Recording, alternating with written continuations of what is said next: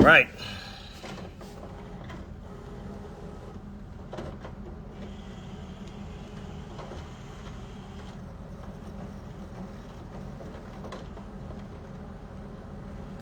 Good evening, everyone. Welcome to Talks with Ubifranklin live on Instagram. We're back and dispute resolution.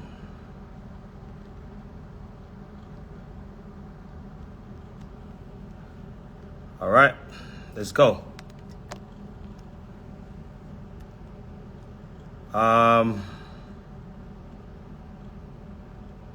So good evening, everyone. Welcome to Talk to Be Franklin live on Instagram. We're going to start, and we're not going to stop.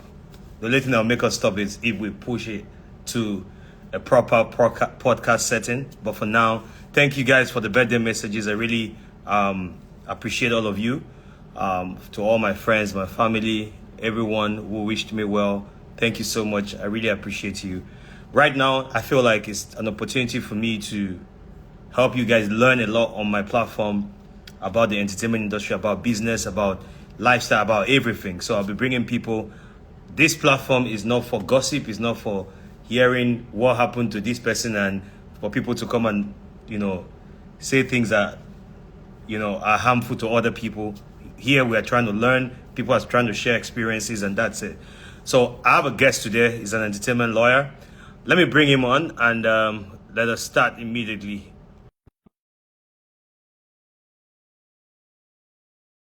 Sister, an aunt who is interested, who is in the entertainment industry, or who is trying to sign a contract. Hey, my bro. How you doing? Good to have you here. How have you been, my brother? Yeah, I've been good. How's it going over there Very too? well. So kindly please introduce yourself. Okay, So let everyone know who you yeah, are yeah. and what you do so that it will help the conversation. So go ahead, sir. Okay, my name is KABIR ADEYEMO. I'm an entertainment lawyer based in Lagos, Nigeria. I help creatives. I protect creatives' interest and investors' interest, definitely. So in the entertainment space, because the entertainment space is one that is very there's a closure in a way. So there's need for us to like pass information, share information, and make sure that everyone gets carried along. So yeah. All right. Bro, I'd like this conversation to start now. Yeah, but And the reason, before you even continue, I want to like quickly just mention one thing. Like all right, go ahead. this is actually like one of the inspiration that we like me in 2022 when I was trying to like tap into the information space in the Yeah, entertainment. It's one of the platform, one of the shows that I usually like look out yeah, for because likes of my boss Akinyemi Law, yeah, so many people that you brought in 2022. It's inspired like some of yeah. us to like so it's a thumbs up from here. So it's All really right, I'm happy. I didn't know this, but I know I'll I say know that you know I watch social media a lot, and I see what you've been doing with the right work that you've been doing. And there's been a lot of contracts yeah situations. Who but did this and who did not do that. But I feel like whenever situations like this happen, the mm, fans just run into it. Oh, you did this. They start blaming. They blame people who are not meant to be blamed, mm, right? So I feel mm, like it's an opportunity for me to give in 1 hour every day of my time between now on. For I don't know because I'm actually really busy. yeah So for now, I and my team we've agreed to do this Mondays, Wednesdays, and Saturdays. and For now until we might be able to start doing it every day, Monday to all Saturday. right But for now, I'll be back here again on Wednesday. But so let's dive straight into yeah the conversation. sure. Guys, if you have any brother, any sister who is about to sign a contract, please call them and tell them that there is an important place where they need to be now. Give us your next 30 to 45 minutes so that we can break down everything for you to understand. Bro, I want us to start real quick. All right What is that very important thing that keeps coming up when you are drafting?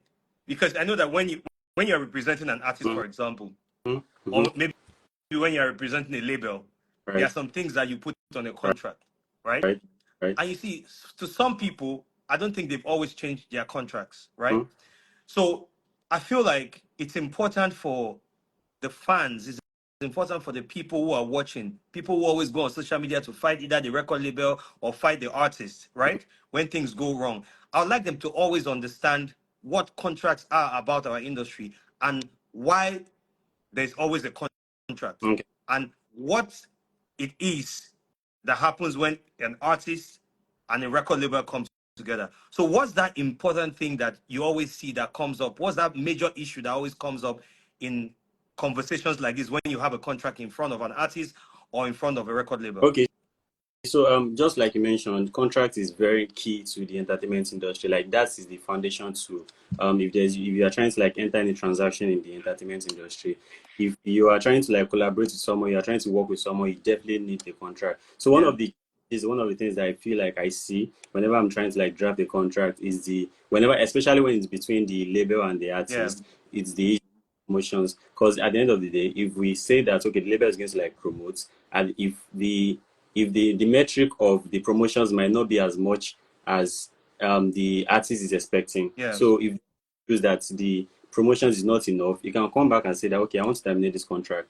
So it's usually hard for you to say, okay, I want to add radio play, I want to add television show, I want to add say you are going to be playlisting and everything in the contract, especially when I'm trying to represent the label here. Yeah. So if the stop not doing them, that's a grant for the artist to come back and say, oh, they didn't do enough, even though maybe the label tried their best to do some certain things, which can also be considered as promotions. I don't know if you understand that. Okay. So to your own understanding, let's start with terms of percentages. Mm-hmm. What's a favorite contract, a favorable contract to you, your Okay. own understanding?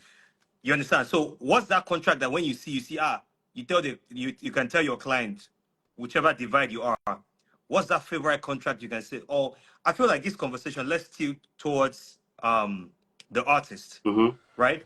So Mm-hmm. if a record label gives your artist a contract today Right. and you look at it, what are those first five things? Because it's very important.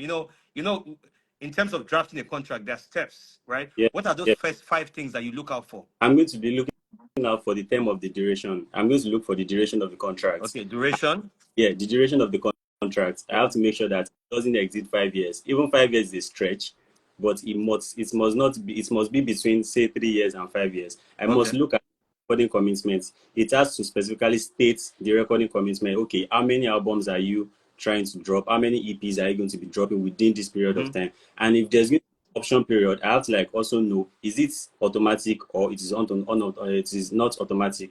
I have to make sure that it is not automatic because the interest of my clients as the artist has to be put in Yeah. place. If you are signing a contract that they are saying that the option period is automatic, I don't think it's a good one. You should be the one you should have a mutual agreement at the end of the 3 years or 5 years, whatever it is that you're signing. So that's duration, commitment. What else? Yeah, recording commitments. I have to look out for the auditing clause too, because the record label will be the ones to be collecting money on behalf of the Okay, artist. auditing So clause. yeah, auditing clause. So I have to make sure that the auditing clause too is intact. Yeah. It's there. So also another thing that I'll be looking at is the termination clause. It has to be favorable to my artist, because if you are trying to enter a particular contract and there's no means of exit, that's a very bad contract and it's a red flag straight up. We don't even have to like go back and forth. We have to make sure that that is there already. What else can I come with? What else? I've mentioned 4 year. Yeah. There's so many. There's so many. Name and likeness too. I think we should be able to also have control. Oh, sorry, creative control. Let me say creative control. Creative control in the sense that okay, if I have an artist like Johnny Drew and is getting signed to a particular record label and they want Johnny Drew to be sounding like Portable, it's not possible. So Johnny Drew should be able to like have his creative control that this is how I want to be singing. Yeah. So those are the five Okay. that I can remember. So with this, you've actually said six, Yeah. and I want us to have a conversation on this Right. six. Let's start with creative control. Mm-hmm. Mm-hmm. So for those who don't know, this is my 18 years in the Nigerian music entertainment space. Mm-hmm. And in Some don't even, those 18 years, pardon? some don't even know you're a lawyer. Well, they don't know. So that's why they think that Right. so, but in those 18 years, I've signed at least almost, I've signed up to 10 artists. Mm-hmm. And in those 10 artists, Mm-hmm. I think maybe 3 have succeeded. I've Okay. signed producers who have become big producers. The likes of D-Tunes, DJ Kubla, Cool. Celebobo, both producer and artist. We again, then Techno as well, Yeah. producer and an artist, you know.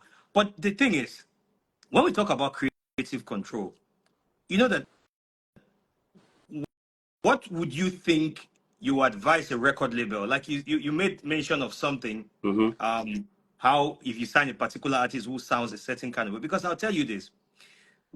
I started working with AI, I'll tell you my own Yeah. experience Yeah. so that because I want this to be a conversation, not just more of like an interview. So that Interaction. because yeah, I started working with AI, AI was a totally full blown R&B artist, Oh wow. and his comfort zone was more or less like a like pure R&B. Okay. So when I stepped in and we started going to the studio, Mm. I figured out that there were ways that we could, you know.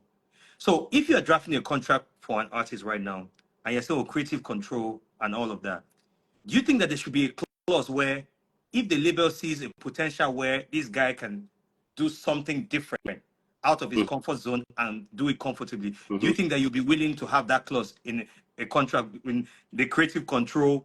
clause? Yeah. Yeah, I think I've seen contract like that before actually. So where they say that okay, if there's going to be a record that you want to put out, it has to be commercially viable. And the metric to determine the commercial viability of it is that there's no metric actually. They will just say commercially viable, and that both parties has to agree on the record that they're going to put out. But if where both parties don't agree, one party's decision is going to override Mm-hmm. the other, and usually there's going to be a clause like that. I will prefer that my own artist.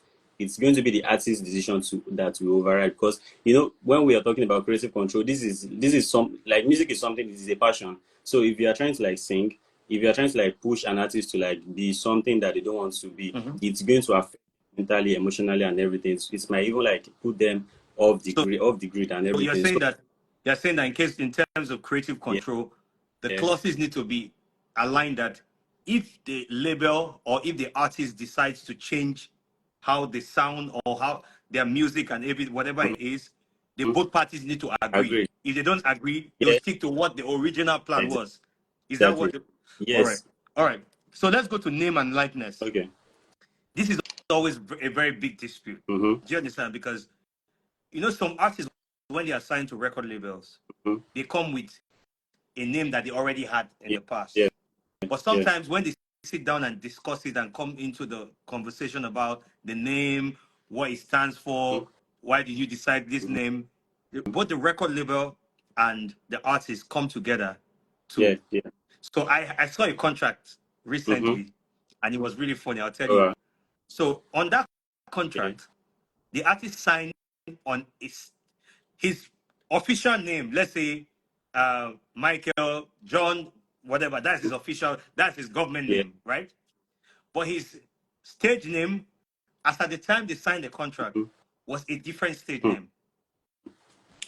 So when the contract got into like maybe 6 7 months, they decided to change It's his taken. name, Okay. his stage name. Okay. So the guy is saying that he wants to leave because the name that they signed him on, you Ah. understand? The name they signed him on. So they are currently trying. So when I saw it, and I advised the guy, I said, listen, I feel like you guys came together to agree. Mm-hmm. And you know what, guys, in any contract you sign, please, whenever there is any new thing that is going to be added to the contract, please, there's something called what? An addendum. Am I right? Yeah, definitely. Yeah. So please, I would like you to talk about that because I would like you to talk about because we're on name and likeness. Mm-hmm. I'd like you to talk about when situations like this arise, right? In terms of name and likeness, what would you advise your client? Right now, you are speaking as a lawyer to an artist, Mm-hmm. so that's where I want Okay. us to focus on. Maybe Yeah. some other time we'll focus on as a lawyer. Maybe if we bring in other lawyers, we can focus on as a lawyer to a record Mm-hmm. label, because right now you are a lawyer to an artist. In Okay. terms of name and likeness, what are the clauses? What are the draftings that you would like on that clause? Okay, so using this scenario that you just gave me, let me just quickly make some comments on it. So if I'm like be having that kind of clients, I will actually expressly tell the client that okay, you are trying to leave this contract because they changed your stage name. Your government's name was not changed. That means the contract still subsists. Yeah. So the contract only states that you are Agbabiaka Jameson, popularly known as Freddie.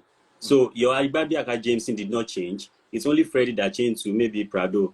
So that's As contract. far as your AKA As far changes and your government name as doesn't change. doesn't change, Okay. you are still bound by that particular contract. So if there's going to be any adjustment to the contract, just like you mentioned, there should be another contract that both of you are going to come together that okay, this particular contract is going to be an addendum to the initial contract that we already signed. So So there's you're usually saying to be on the safe side, if there's any change, you understand, there should be an addendum. There should be an So addendum. please, And for those who don't know, right, let's lecture them. I know what an addendum is. Please lecture them what is an addendum before we go into the next clause. Yeah, addendum is like a separate document that is signed when an initial document was already signed. Let me explain. So it's for an example where you sign a particular contract and that particular contract is already in existence, but maybe over the year, maybe after 2 years, you guys felt like okay, one particular thing or one particular term of that contract is absurd, or you guys feel like you want to renegotiate that particular clause, you can sign another contract, maybe a particular one-page document that okay, this particular thing that this what we are trying to alter in the initial contract, this is going to be what is going to be in existence. So that's maybe for example now, maybe you guys were operating a 60-40 agreement arrangement as for royalty. So you guys over the after 2 years, you feel like okay, let's do 50-50. You're going to sign a separate document. This is going to be the royalty 50-50. So it does not terminate, it does not vitiate the existence Original of the contract, initial contract. It just adds to the initial contract. So that's it. That's addendum. All right, let's talk about the termination clause. Yeah. So you see, in situations, because we're talking about the artist right now, in some situations, right, we find out that the record label has done all that they need to do. And you know what? In contracts that I know, I don't think there's been a time where both the artist and the record label have met the contract terms 100%. Yeah. And what do you think for the artist watching you right now, for those, because we might not know who is watching us, somebody might be ready to pen a contract, sign a contract tomorrow. I know they have their lawyers, but it's always good for them to watch situations, shows like where they kind of understand. Yeah. In a termination clause, what are the things that you feel should be there? And at what point do you think that that clause should be revisited to check the entire agreement to see what the record label has done and what they've not done and what the artist has done and what he has not done? Okay, for a termination clause, definitely what I feel should be inside the termination clause straight up is the fact that, okay, if a party breaches a contract, there should be in the termination clause that the other party, which is the innocent party in this case, should give the defaulting party, let me put it that way, the one that is breaching the contract, maybe ample time, maybe the number of days to be able to cure that particular breach. If the defaulting party does not cure that particular breach within the ample time, let's say 15 days, that means the innocent party can go ahead to terminate the contract. And this can be based on any grant, based on maybe the obligation that the defaulting party already signed to, that okay, it's going to undertook to do these certain things, and at the end of the day he didn't do it. So of course the innocent party can go ahead to say, okay, you are not doing this and this and this and this is the number of days I'm giving you to be able to do it. And if the other party is not able to do it, let's say the record label now said that okay, they're going to provide accommodation, they're going to provide monthly, but they've not been able to do that in the past 3 months. This is why an artist should approach them. You guys, you've not been doing this thing. I'm giving you guys 15 days to be able to meet up with the term of the contract. If they're not able to meet the term of the contract, of course the artist can decide to file for termination, and that's it. Okay. This particular question I'm about to ask you is a very important question. Very, very important. once a lot of artists, once they sign a contract, Mm-hmm. they abandon their lawyers. Mm-hmm. Yeah. How often should an artist communicate with their lawyer? Because I've seen situations where, there are artists that when they sign the contract, they had a different lawyer. When Mm. Wala happens, they call a different lawyer. True. True. When this thing happens, they call a different lawyer. So how often should artists be in contact with their lawyers? And how often should they update their lawyers of the progress on their contract? Yeah. I feel like a lawyer in your life is very important and it's key to your life because the lawyer that negotiated that particular deal for you was already determined to like go all the way with you. So if you Yeah. dump the lawyer all the way, of course they don't have to like be chasing you, but Yeah. you like it's a rock or you're going to face some challenges along the way because you are trying to like go to another lawyer who doesn't really understand where you're Yeah. coming from, who doesn't have some facts. Because whenever I'm reviewing contract, I try to like request for some facts from my clients. So I try to like request for background information and everything. So the lawyer that he negotiated the initial contract for you and you just dumped him and all. So it's very important for you to, as an artist, to always communicate with your lawyer, the progress and everything, because your lawyer is very smart enough to like know what is inside your contract, what the label is supposed to be doing, and what they are not doing. So if you are giving your lawyer the facts, your lawyer will be able to remind you that okay, these are the things that the label is supposed to be doing. You should try and talk to them that okay, they are not doing these certain things. So if the label is still not budging to your approach, which is Yeah. very because it's between artist and the label right now. Yeah. So your lawyer to represent you that okay, you guys have not been doing this thing for my clients. We need to know what's going on. Yeah. So you have to like keep your lawyer very close. Okay. Let's talk about duration of a contract. Mhm. Now, you see, I hear some artists sign 10 years contract. Yeah, definitely. And this duration is very important because we're going to speak about it in two ways. Mm-hmm. Because some artists, some labels give artists 10 years contract. I will never do that, right? Because I feel like that's a long stretch, right? Mm-hmm. Now, I saw a contract recently and I saw a development clause. So, which I think is smart because so now a lot of labels sign artists and add 1 year development clause, which is for 1 year you are in development. Yeah. You're not dropping music, you're just recording music. True. They're thinking about your style and all of that. For 1 year, that's what you're doing. You're not dropping music. Do you think that is a good clause to have on a contract? Well, it is. It depends. It now depends on the other terms of the contract. So if you are signing 1 year for development, because I feel like human beings need to be nurtured. Yeah. So if you are maybe you're a minor or you are just someone that is not so conversant with the music business and the label feels that they need to like groom you, just like some labels actually like do right now. So yeah, the 1 year is okay.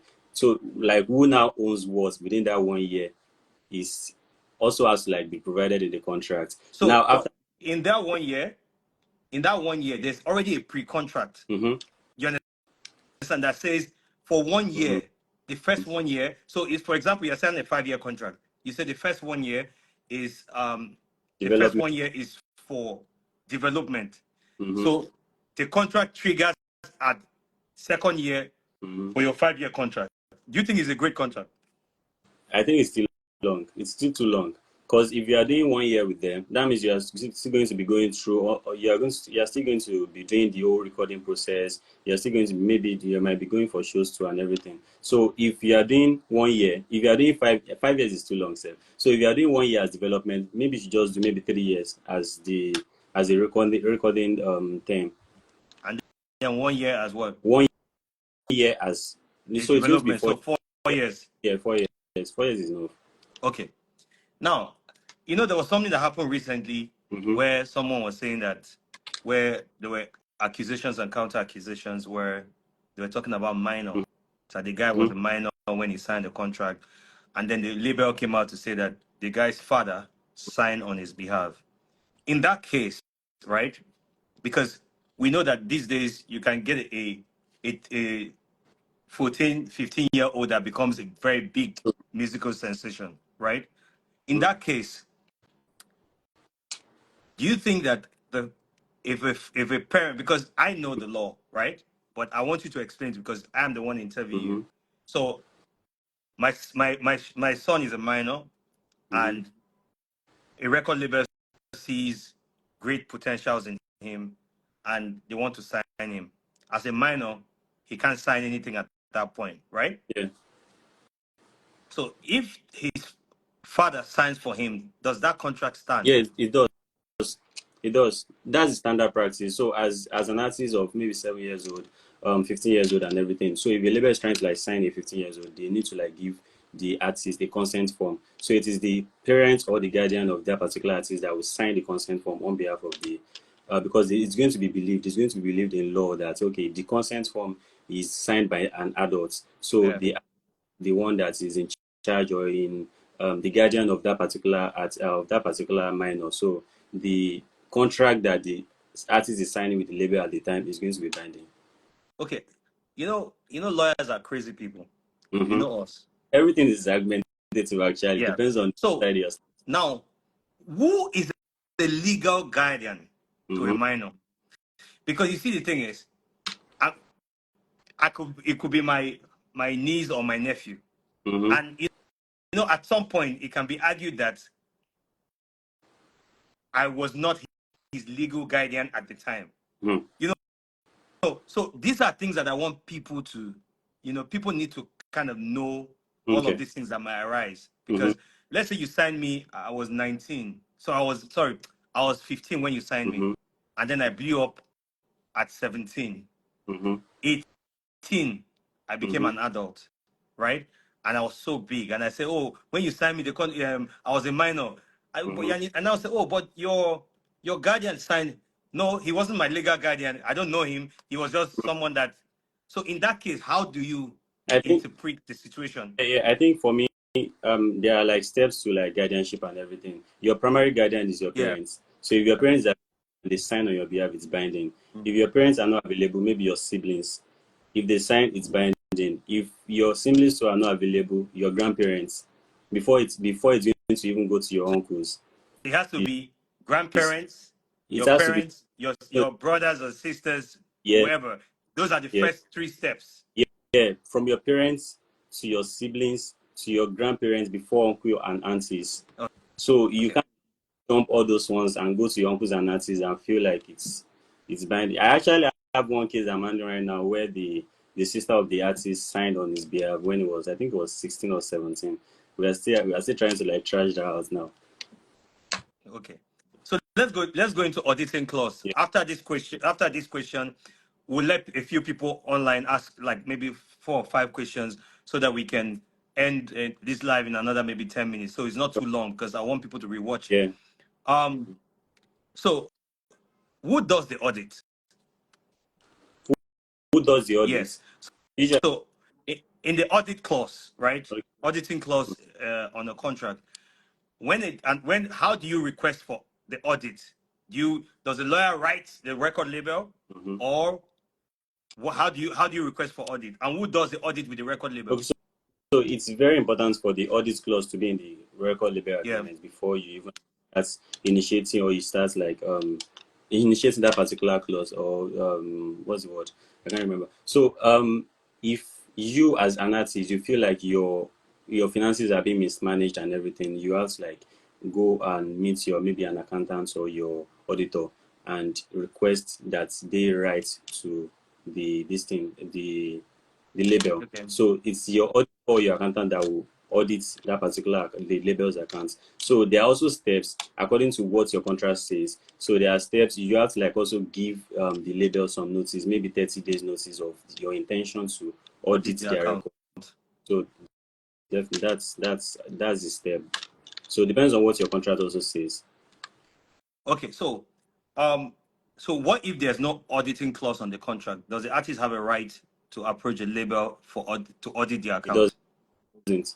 Under the contract, he doesn't. But you can approach a court to mandate him to give him So, the right. what interpretation would the court use? Because on the contract, it's obvious that there's no audit clause. Well, I don't think our court system will not rely on contracts alone, especially when it gets to court. So There's a human factor to it. yeah, so like usually the court is going to interpret the contract as a whole and give a judgment, of course. So the court's ruling on whether there should be an audit or not is going to be drawn from the facts that are presented to the court. So if the fact that are presented to the court is that the label has not been paying as they are supposed to, or they have been shortchanging the artist, Yeah. so the court might be drawn or might be forced to request that, okay, you guys should bring forward your statement of accounts. So it's very straightforward.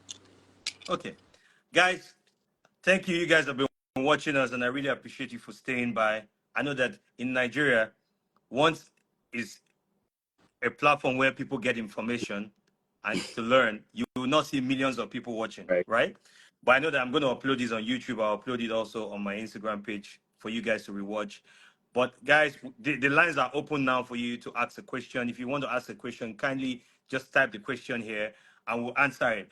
Right now is while we wait for those questions to come. In an entire contract, what would you say? So, for example, I want to ask you this: if you're a record label today, right? Okay. And an artist signed to you, let's say artist signed for 5 years. Mm-hmm. End of year 2, the artist became a big artist and he started making a lot of money. Mm-hmm. And your percentage sharing, that's another question I was going to ask you, right? What do you think is the most comfortable startup percentage sharing ever? 40. Maybe 60-40. 60-40. Maybe 60-40 or 50-50. Depends on how the arrangement, because it's or okay is it for depending on how the level where the artist was right. at the time he joined the label. Yeah, because it's all still boils down to the leverage that the artist has. So if you are trying to like sign someone like Wizkid right now, you can't be doing 60-40 with someone like Wizkid. You have 50. So something like that, it depends on the leverage and also the arrangement, whether it's going to be on net or on gross. Okay. So is something that your entertainment lawyer is going to like think deep, foresee where you are going, foresee what prospects you have in future, then be able to negotiate on your behalf very well. Okay, so another question is, do you think that the label should use their discretion when the artist becomes gets bigger? Do you think the label should use their discretion to increase percentages when the artist becomes bigger, or the artist should request for it?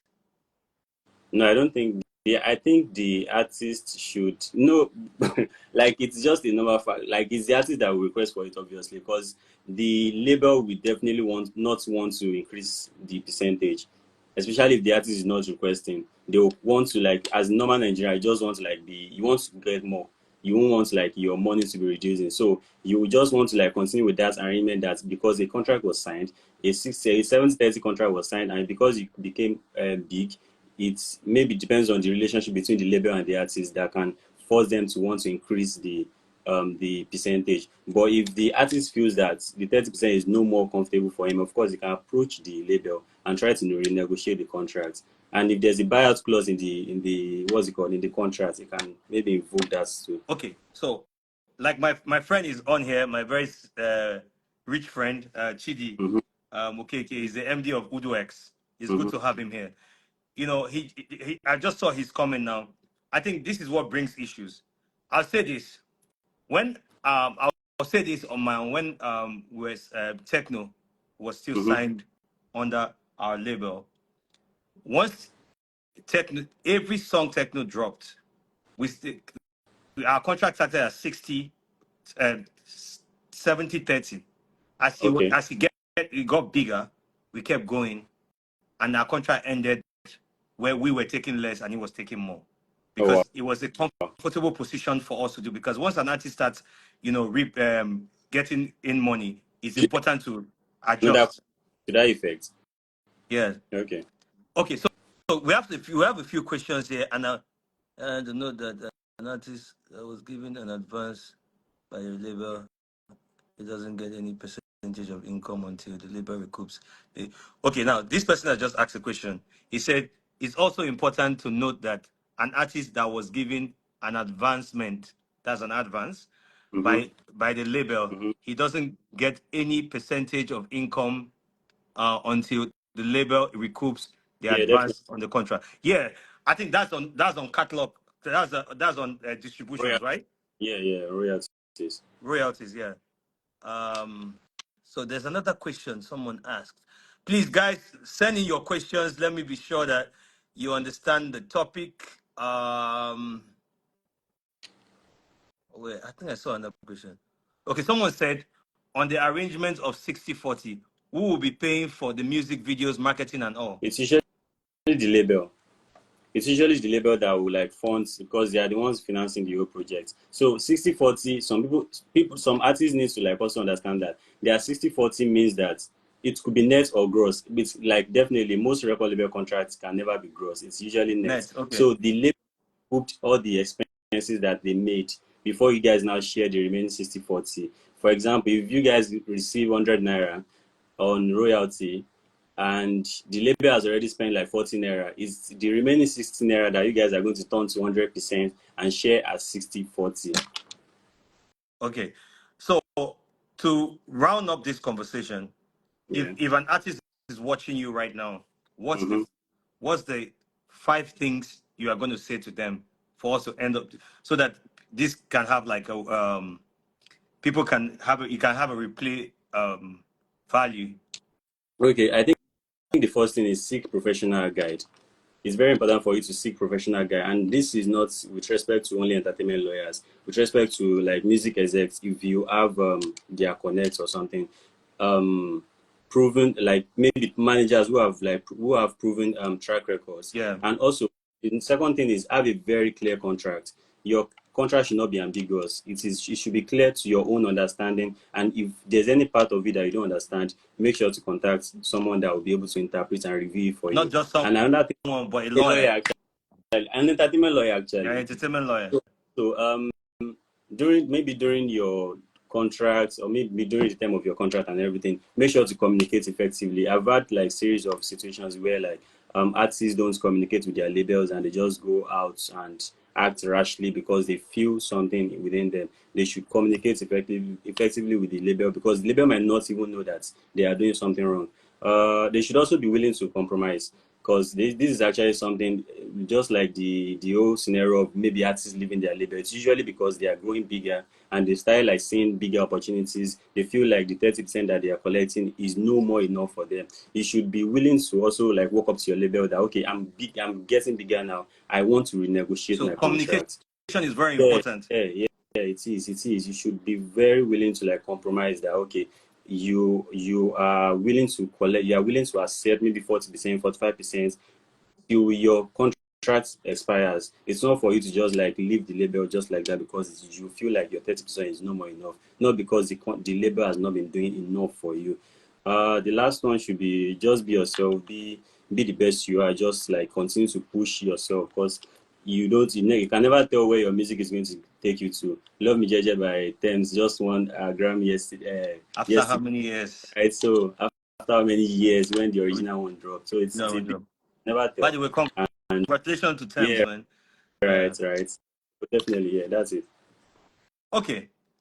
Thank you so much, my brother. I know that as much as I'm going to bring in other people, there will be a day where we're going to have a conversation where we have different people. I want us to argue a few because you see, we need people to know Yeah, these things. I did yeah. it during the pandemic into 2022. I got tired because I had other things to do, you know. But I feel like I'm committed to doing this thing now. I'm committed to be consistent on this topic because it's very important because the fans just get on social media, "Hey!" Mm, but they don't know what are the terms of the true, contract. And true. before we leave this live, and I want to make it very important to the ears of everyone, and I'm Hmm. glad that this is live stream. Um, an artist and a record label is a business Yes, partnership. You so come with your talent, the record label has put his own Finance. money on it. Yeah. It's like it's like it's like when you hear Flutterwave went to raise money. Mm-hmm. Flutterwave has taken their ideas to investors and they're raising money. Do you understand? It's the same thing as an artist coming with their idea for Yeah. a label for an investor to put money. So I feel like artists should stop having this thing where it feels like, oh, the guy wants to he wants to eat from me. He's Yeah. eating from you because he's invested money. Right. So I feel like artists need to start understanding this thing that it's a business partnership. And once the terms are clear, we are not saying that after, when you are done with your contract, you cannot either try to renegotiate or try to leave, right? But the most important thing is while your contracts exist, there are very many things that you need to do, especially communication is very Yeah. important. I think one issue with a lot of artists, a lot of us in is communication. We need to be able to communicate, you know. Okay, good. There's a question we need to add. Have you seen the question? Yeah. So So it now. tell me, guys, what happens when a label spends money and doesn't recoup and the contract So expired? so so well, usually when you're signed to a label, the contract that you're signing is that the label owns all the songs that you are making. So and that they are going to continue to like earn on that song for life. So it Yeah. is on they are able to recoup. So if they're not able to recoup for the next 25 years, that means you're not getting anything of the songs that you recorded. So that's the logic. So are you saying that? Okay, so what if in the case where the artist did not even get any hit song at all? That that means the artist is not earning So anything. now the Because label lost. The label will bear the loss. the label will continue to hope that the money they are going to be able to recoup their money over the years. So it could So take they them hope 25 that one years. day the catalog will just pick up and. Exactly. So So you they see, could that's only why continue. I say, So you the know, investment is very, very risky. It's very risky for the record labels to like invest in you and please, you as bro, an artist. say that again. We keep saying that people don't say this enough. There are more, there are more artists that never made it out, right? Mm-hmm, Never had mm-hmm. a hit than artists have had hits. Hope you True, know that. true. I keep saying this every year.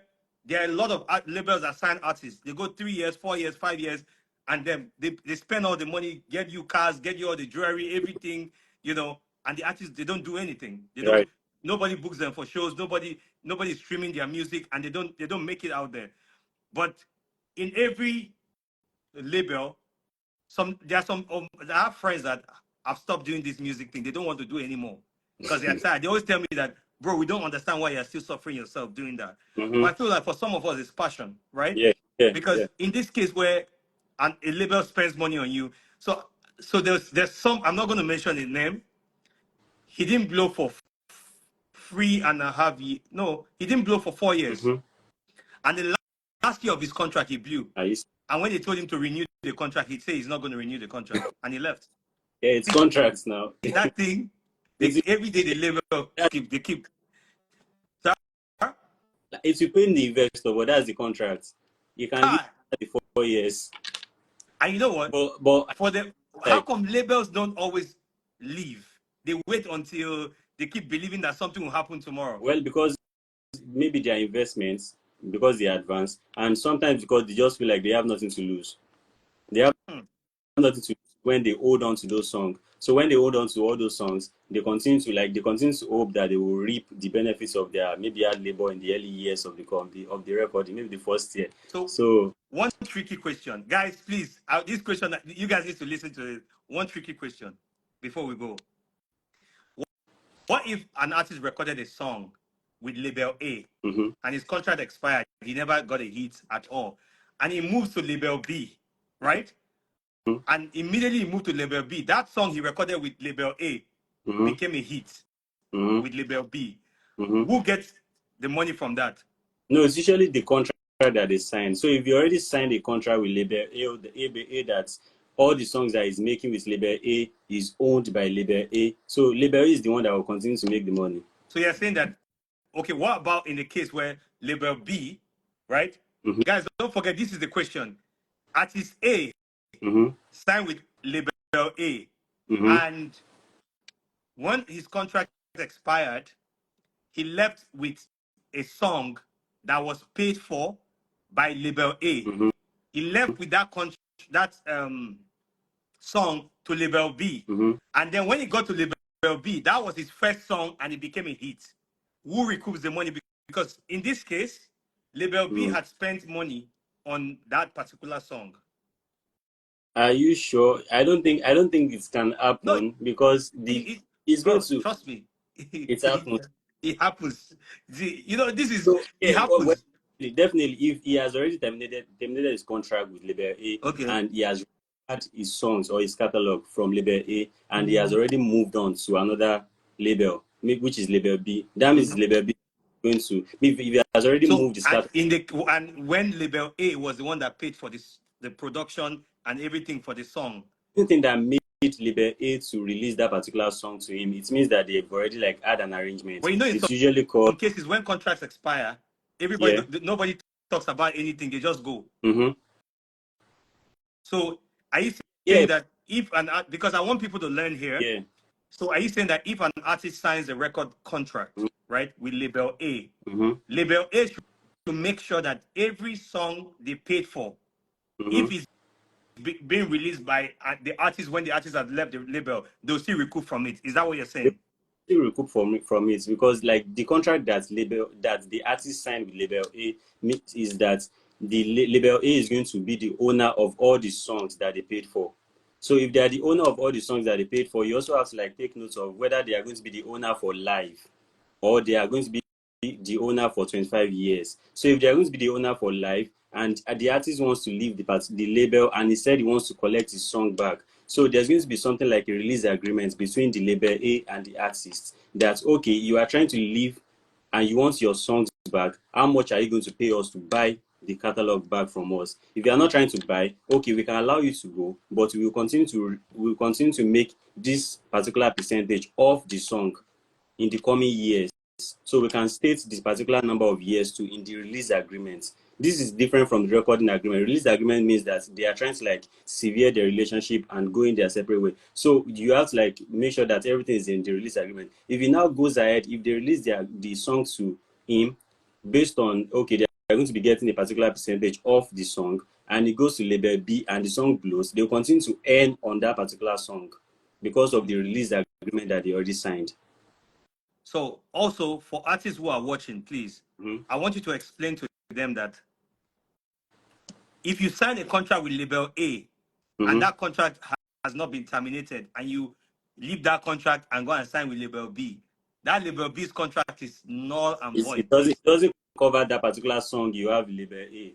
Because label A, if you sign the contract that they own the song, that means they are going to own the song. Label B, all the songs that you record with label B is the only ones that label B will have priority over. So if the songs you recorded with label during your contract with label B, the song you recorded with label A blows, that means it's label A that will continue to reap the benefits and they will continue to give you the percentage that is due to you as the one that recorded the song.